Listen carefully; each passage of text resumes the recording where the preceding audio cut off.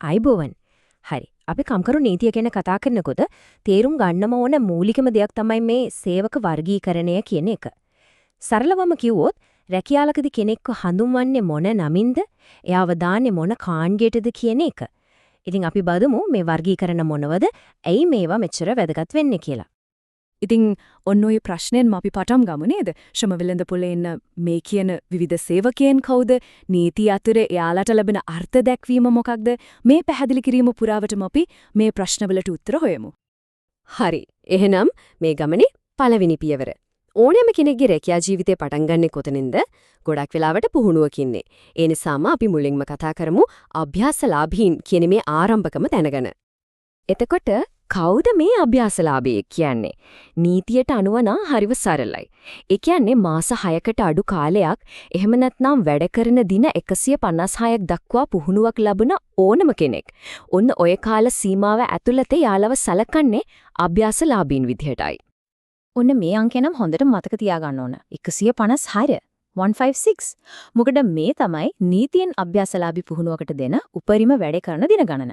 මේ සීමාව පහු කළාට පස්සේ අනිවාර්යෙන්ම ඒ සේවකයාගේ තත්ත්වය වෙනස් වෙන්නම ඕන.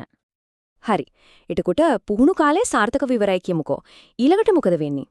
අන්න එතන තමයි වෘත්තීය ගමනේ ඊළඟ පියවර තියෙන්නේ. ඒ තමයි අර්ධ කුසලතා සේවයේ කියන මට්ටමට එන එක. අපි බලමු මේකේ තේරුම මොකද්ද කියලා. මේකේ පියවර ටික හරිම පැහැදිලි. මුලින්ම පටන් ගන්නෙ අභ්‍යාසලාභියෙක් විදියට. ඊට පස්සේ අර මාස 6 පුහුණුව ඉවර කරනවා.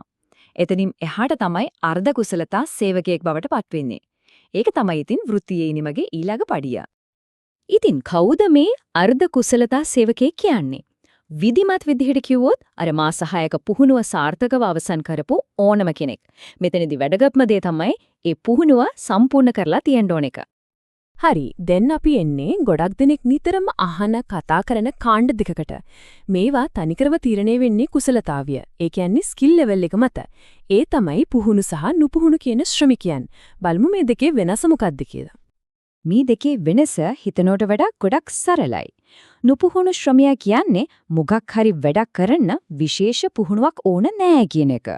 හැබැයි පුහුණු ශ්‍රමිකයෙක් කියන්නේ අන්‍යයට අදාළ ජොබ් එකටම හරියන විශේෂ කුසලතා විශේෂ දැනුමක් තියෙනවා. ඉතින් පේනවනේ ප්‍රධානම වෙනස තියෙන්නේ අර නිශ්චිත නිපුණතාවය තියෙනවද නැත්ද කියන තැන. හරි. අපි දැන් මේ වර්ගීකරණ ගැන කතා කළානේ. අභ්‍යාසලාභී, අර්ධ කුසලතා, පුහුණු, නුපුහුණු. දැන් සමහරුන්ට හිතෙන්න පුළුවන් ඉතින් මොකටද මේ නම්? මේ වෙයි නැති වැඩේ මොකද්ද කියලා. ඇත්තටම මේ වර්ගීකරණය ප්‍රායෝගිකව හරිම වැදගත්. අපි බලමු ඒ අයි කියලා. Taman නීතියට අනුව අයිති වෙන්නේ මොන සේවක කාණ්ඩයකද කියලා හරියටම දැනගෙන ඉන්න එක අත්‍යවශ්‍ය දෙයක්. එයි මොකද කෙනෙක්ගේ පඩිය, එයාගේ වගකීම් මොනවද? වෘත්තීය ජීවිතේ ඉස්සරහට යන්නේ කොහොමද කියලා දේවල් තීරණය වෙන්නේ මේ වර්ගීකරණයේ ලොකු බලපෑමක් කරනවා. ඒ විතරක් නෙවෙයි රැකියා ස්ථානයේදී Tamanට තියෙන අයිතිවාසිකම් මොනවද කියලා තේරුම් ගන්නත් මේක ලොකුම උදව්වක්. හොඳයි. අවසාන වශයෙන් මේ ප්‍රශ්නේ ගැන අපි හැමෝම පොඩ්ඩක් හිතමු. කෙනෙක් තමන්ගේ රැකියා ජීවිතේ පටන් ගන්න තැන. ඒ කියන්නේ අභ්‍යාසලාභියෙක් විදිහටද, නුපුහුණු කෙනෙක් විදිහටද, එමත් නැත්නම් පුහුණු ශ්‍රමිකයෙක් විදිහටද කියන එක ඒ කෙනාගේ මුළු වෘත්තීය ගමනටම බලපාන්නේ කොහොමද? මේ පුංචි ආරම්භක ලේබල් එක කෙනෙක්ගේ මුළු අනාගතේම අඩිතලම වෙන්නේ කොහොමද කියලා පොඩ්ඩක් හිතන්න.